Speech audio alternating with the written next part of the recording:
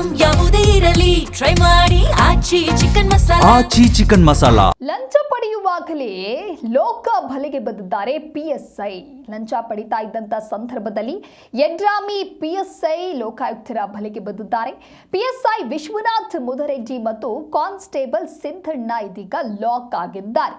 ಅಕ್ಕಿ ವ್ಯಾಪಾರಕ್ಕೆ ಸಹಕಾರವನ್ನ ನೀಡೋದಕ್ಕೆ ಲಂಚಕ್ಕೆ ಬೇಡಿಕೆಯನ್ನ ಇಟ್ಟಿದ್ರು. ಆನಂದ ಕುಸ್ತಿ ಎಂಬುವರಿಂದ ಲಂಚವನ್ನ ಪಡಿತಾ ಇದ್ರು. ಅದೇ ಸಂದರ್ಭದಲ್ಲಿ ಲಾಕ್ ಆಗಿದ್ದಾರೆ. ಜೂನ್ 12ರಂದು ಫೋನ್ ಪೇ ಮೂಲಕ ಹಣವನ್ನ ಪಡೆದುಕೊಂಡಿರ್ತಾರೆ ಪಿಎಸ್ಐ.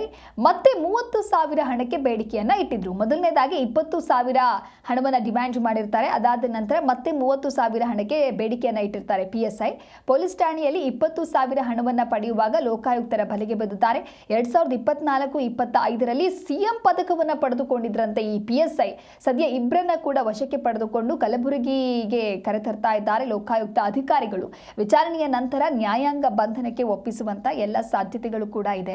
ಪಿಎಸ್ಐ ಒಂದು ರೀತಿಯ ಹುದ್ದೆಯಲ್ಲಿ ಇದ್ದು ಕೂಡ ಜನರಿಗೆ ಹೆಲ್ಪ್ ಮಾಡುವಂತಹ ವಿಚಾರ, ಜನರನ್ನ ರಕ್ಷಣೆ ಮಾಡಬೇಕು. ಅದರ ಬದಲಾಗಿ ಈ ರೀತಿಯಾದಂತಹ ಲಂಚಾವತಾರವನ್ನ ನಡೆಸ್ತಾ ಇದ್ದಾರೆ, ಭ್ರಷ್ಟಾಚಾರವನ್ನ ನಡೆಸ್ತಾ ಇದ್ದಾರೆ ಅಂತ ಹೇಳಿದ್ರೆ ಇದಕ್ಕೆ ಕೊನೆ ಯಾವಾಗ ಅನ್ನುವಂತಹ ಪ್ರಶ್ನೆ ಇದೆ. ಅದರಲ್ಲೂ ಕೂಡ 20,000 ಹಣವನ್ನ ಯಾವಾಗ ವಸೂಲಿ ಮಾಡ್ತಾ ಇರ್ತಾರೆ ಅದೇ ಸಂದರ್ಭದಲ್ಲಿ ಸದ್ಯ ಈಗ ಲೋಕಾಯುಕ್ತ ಅಧಿಕಾರಿಗಳಿಗೆ ಲಾಕ್ ಆಗಿದ್ದಾರೆ. ನಂತರದಲ್ಲಿ ವಿಚಾರಣೆ ಇದೆ. ವಿಚಾರಣೆಯ ನಂತರದಲ್ಲಿ ನ್ಯಾಯಾಂಗ ಬಂಧನಕ್ಕೆ ಒಪ್ಪಿಸುವಂತಹ ಎಲ್ಲ ಸಾಧ್ಯತೆಗಳು ಕೂಡ ಕಂಡು ಬರ್ತಾ ಇದೆ.